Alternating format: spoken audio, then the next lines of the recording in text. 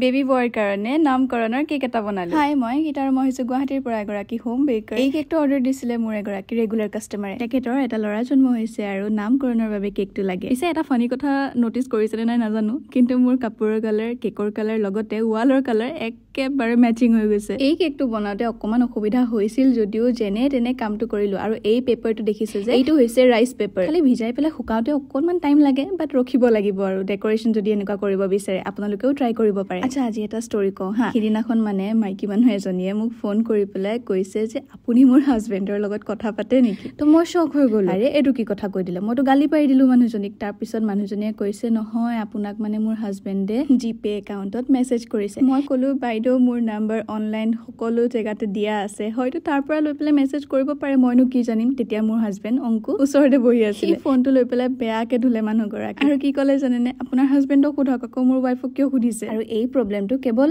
তেখেতৰ লগতে হোৱা নাই, বহুতৰ লগত হৈয়ে থাকে। চিট কৰা, কিবা কৰা, মানে নিজৰ ৱাইফৰ লগত কেতিয়াও শান্তিৰে নাথাকে।